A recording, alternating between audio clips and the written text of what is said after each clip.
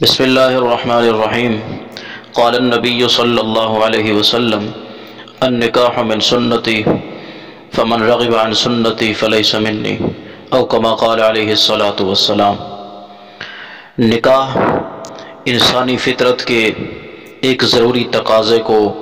جائز طریقے سے پورا کرنے کا ایک ذریعہ ہے، اور نکاح آپ صلی اللہ تعالی علیہ وسلم کی سنت ہے، اور آپ صلی اللہ علیہ وسلم نے فرمایا کہ سب سے بابرکت نکاح وہی ہے کہ جس کے اندر کم مشقت ہو،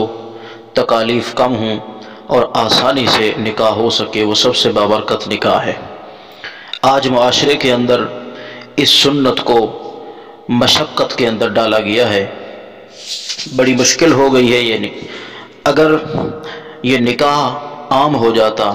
اور یہ نکاح کرنا آسان ہوتا، آج جس طرح کے پابندیاں لگا دی گئی ہیں، اس کے اندر ہندوانہ رسومات شامل کر دی گئی ہیں، جس طرح جہیز کی رسم ہے، باقی رسومات ہیں،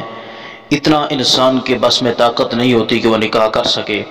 جب انسان اپنے ایک ضروری تقاضے کو آسانی سے نہیں پورا کر سکے گا، اس کا وہ کہ راستہ اور طریقہ بند ہو جائے گا ضروری تقاضے کو پورا کرنے کا، تو پھر ظاہر ہے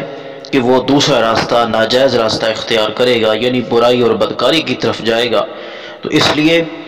اس نکاح کو آسان کیا جائے اور اس کی مشقتوں کو ختم کر کے اس کو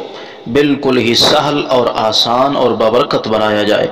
تو اسی لیے آپ صلی اللہ علیہ وسلم نے فرمایا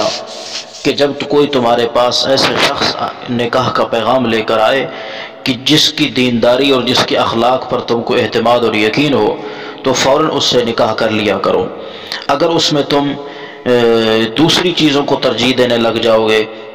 جس طرح آج دی جاتی ہے کہ دنیا داری کو، نوکری کو، جائیداد کو، اسی طرح کہ دوسرے اسباب وغیرہ کو جب تم ترجیح دو گے بنسبت دین کے ترجیح دینے کے، تو پھر وہ فتنہ اور فساد کا سبب بن جائے گا۔ تو اس لیے اس معاشرے میں آج کل نکاح بہت ہی مشکل ہو گیا ہے کہ انسان کی طاقت سے زیادہ ہو گیا ہے، کہ انسان کو برائی کرنا آسان ہو گیا ہے اور نکاح کرنا مشکل ہو گیا ہے۔ تو اس لیے اس سنت کو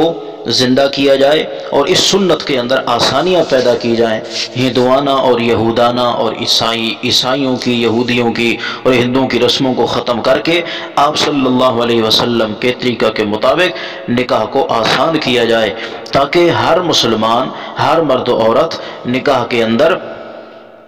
کہ جب لڑکی یا لڑکا بالغ ہو جائے تو فوراً ہی اس کا نکاح کر دیں۔ آج بڑی پریشانی بن جاتی ہے، بچی یا بچہ بالغ ہو گیا ہے تو پہلے تو پیسے اکٹھے کیے جائیں کہ ہم نے اس کا جہیز اکٹھا کرنا ہے، سامان لینا ہے۔ ادھر سے لڑکے والے بھی کہتے ہیں کہ میں نے تو اس لڑکی سے